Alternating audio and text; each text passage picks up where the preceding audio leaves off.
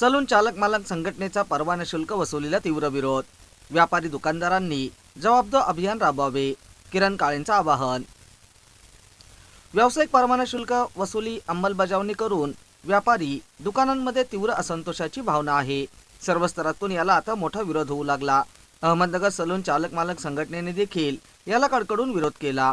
नगरसेवकांच्या महासभेत पारित करण्यात आलेला ठराव विखंडित करण्यासाठी राज्य शासनाकडे पाठवण्याची मागणी काँग्रेस मनपा आयुक्त करणार असून व्यापारी दुकानदारांनी आपापल्या प्रभागातील नगरसेवकांना आपण हा ठराव मंजूर केलाच कसा याबाबत जाब विचारणारे जबाबदो अभियान राबवावे, असे आवाहन शहर काँग्रेस जिल्हाध्यक्ष किरण काळे यांनी केले। सलग तिसऱ्या दिवशी व्यावसायिकांच्या संघटनांशी संवाद मोहिमेदरम्यान भावना जाणून घेत असताना काळे बोलत होते। यावेळी माजी नगरसेवक संजय झिंजे, विलास उबाळे, अल्तमत जरीवाला, विकास भिंगारदिवे आदींसह काँग्रेस कार्यकर्ते उपस्थित होते।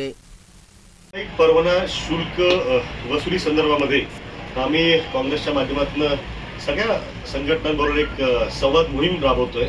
आता या ठिकाणी एक बैठक झालेली आहे आणि अहमदनगर जिल्हा सलून चालक मालक संघटना जी आहे त्याचे अध्यक्ष या ठिकाणी आहेत जनार्दनजी वाघ आणि त्यांचे सचिव आणि सगळेच सदस्य सहकारी जे आहेत। चर्चा झाल्यानंतर त्यांचाही सगळ्यांचा सूर तोच आहे की अशा प्रकारची वसुली जर त्या ठिकाणी असली, ऑलरेडी सगळ्या प्रकारचे कर ते भरतायत, तर त्या वसुलीला त्यांचा त्या ठिकाणी निश्चितपणे विरोध त्यांनी या ठिकाणी आताच्या चर्चेमध्ये नोंदवलेला आहे।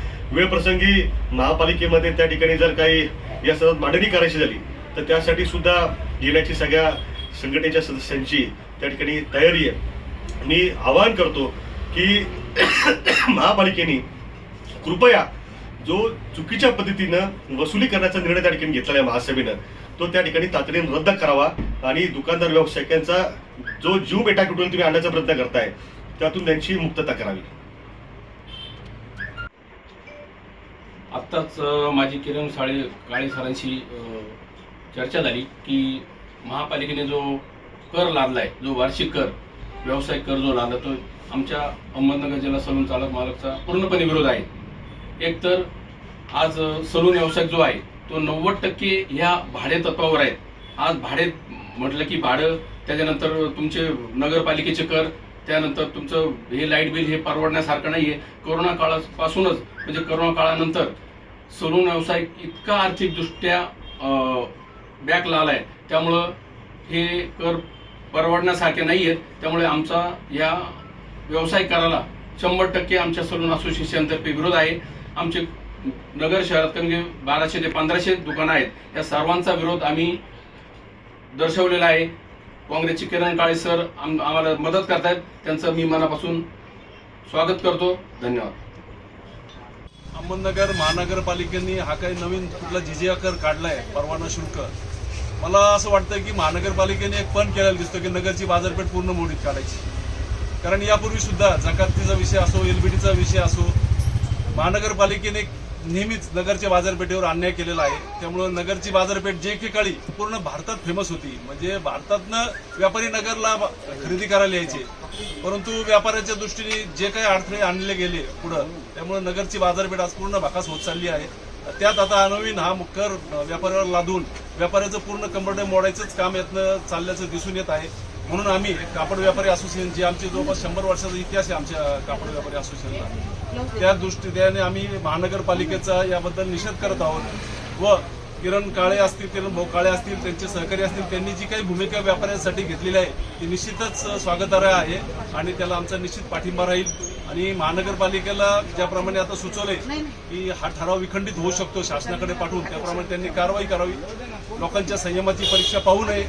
याच्यामधनं ऑलरेडी आता नगरच्या बाजारपेठेचं आपण जर स्वरूप पाहिलं, कापड बाजार जे पूर्वी एक पूर्ण महाराष्ट्रामध्ये सर्वात समृद्ध बाजारपेठ होती, आज त्या ठिकाणचे व्यापारी स्वतःच्या जागा भाड्याने देत आहेत दुसऱ्याला, कारण व्यवसायच राहिलेला नाहीये। आणि त्याच्यामध्ये परत आणखी नवीन असं बर्डन टाकून जर तो व्यापार नष्ट करायचं याच्यामध्ये नियोजन दिसत आहे। याचा आम्ही सर्व व्यापारी मिळून तीव्र शब्दात निषेध करत आहोत। ऑलरेडीच टॅक्सेस खूप झालेले आहेत याच्यावर, इथं पार्किंगची व्यवस्था नाही, अनधिकृत पार्किंगमध्ये बी बाहेरगावून येणाऱ्या लोकांची लुटमार होती, म्हणजे बाहेरगावचा जो ग्राहक होता नगर बाजारपेठेला तो हळूहळू कमी होत चाललेला आहे। आणखीन नवीन खर्च वाढून आणखीन व्यापार कमी झाला तर नगरच्या बाजारपेठेला उजाडा अवस्था यायला वेळ लागणार नाही। तरी आमची या दृष्टीने महानगरपालिकेच्या सर्व ते नगरसेवक असतील, तिथले आयुक्त असतील, यांना विनंती त्यांनी हा त्वरित हा ठराव रद्द करून त्याप्रमाणे व्यापाऱ्यांना त्यामधून दिलासा द्यावा. च्या पदाधिकाऱ्यांसमोर या ठिकाणी आता आम्ही काँग्रेस पदाधिकारी कार्यकर्त्यांच्या शिष्टमंडळासह चर्चा केली. त्यांच्या देखील भावना परवाना व्यावसायिक शुल्क वसुलीच्या संदर्भात जाणून घेतल्या. साधारणतः सगळ्यांची एकमुखी त्या ठिकाणी विरोधाची भावना त्या ठिकाणी आहे आणि निश्चितपणाने आपल्या सगळ्यांना कल्पना आहे की महानगरपालिका नगर शहरामध्ये व्यापाराच्या वृद्धीसाठी कधी कोणती योजना म्हणा किंवा भूमिका म्हणा ती त्या ठिकाणी पाहायला मिळालेली नाही. त्याचबरोबर महानगरपालिकेच्या वतीनं वेगवेगळ्या प्रकारचे टॅक्सेस जे आहेत त्या टॅक्सेसची वसुली सातत्यानं सुरू आहे आणि टॅक्सेस भरणाऱ्यांच्या यादीमध्ये सगळ्यात वरती जर कोणाचं नाव असेल ते व्यापाऱ्यांचं आहे, दुकानदारांचं आहे. म्हणजे असं होत नाही की व्यापाऱ्यानं दुकानदारानं टॅक्स चुकवला, काही अपवाद असतील कदाचित त्याला, पण मेजॉरिटी लोक जे आहेत जे प्रामाणिकपणे व्यवसाय करतात, आपल्या घामाचा कष्टाचा पैसा त्या ठिकाणी स्वकष्टाने त्या ठिकाणी कमवत असतात आणि हे करताना त्यांना प्रोफेशनल टॅक्स भरावा लागतो, त्यांना प्रॉपर्टी टॅक्स भरावा लागतो, त्यांना इन्कम टॅक्स भरावा लागतो, जीएसटी त्या ठिकाणी भरावा लागतो. त्या ठिकाणी अग्निशमनचा अधिभार आहे, एज्युकेशनचा सेस त्या ठिकाणी आहे, वृक्ष लागवड कर त्या ठिकाणी आहे. त्याचबरोबर त्या ठिकाणी मलनिस्सारांचा कर घेतला जातो, पथक कर घेतला जातो. तुम्ही साध्या इथल्या शहरातल्या पथकांची म्हणजे रस्त्याची जी अवस्था पाहिली बाजारपेठेतल्या किंवा शहराच्या सगळ्याच भागांमधली ती अत्यंत दयनीय स्वरूपाची त्या ठिकाणी आहे. त्याचबरोबर आज बाजारपेठेमध्ये तुम्हाला मी साधी गोष्ट सांगतो की साधी मुतरीसारखी सुद्धा व्यवस्था व्यापारी असतील, दुकानदार असतील किंवा तिथे येणारे ग्राहक असतील, मग ते पुरुष असतील किंवा महिला असतील, कुणासाठीही त्या ठिकाणी उपलब्ध नाहीत. प्यायच्या पाण्याची अडचण आहे, ड्रेनेजचा प्रॉब्लेम आहे. ही सगळी यादी जी आहे समस्यांची ती फार मोठी आहे. अकोला महानगरपालिकेच्या धर्तीवरती हा विशेष उपक्रम जो आहे पथकर परवाना व्यावसायिक वसुलीचा हा त्यांनी घेतल्याचं सांगितलं. मात्र ते करण्याऐवजी बँगलोर असेल, मद्रास असेल किंवा त्या ठिकाणी मुंबई महानगरपालिका असेल, नवी मुंबई महानगरपालिका असेल, पुणे पिंपरी चिंचवड महानगरपालिका असेल, यांच्या धर्तीवरती आम्ही विकासाची कामं करू अशा प्रकारचा जर काही निर्णय त्या ठिकाणी घेतला असता तर निश्चितपणे विकासाच्या कामासाठी त्या ठिकाणी स्वागत केलं असतं.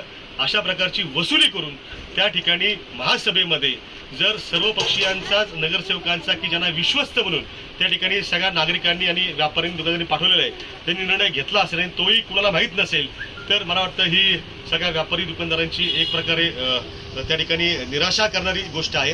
अशा प्रकारच्या गोष्टीचा निषेध त्या ठिकाणी केला पाहिजे.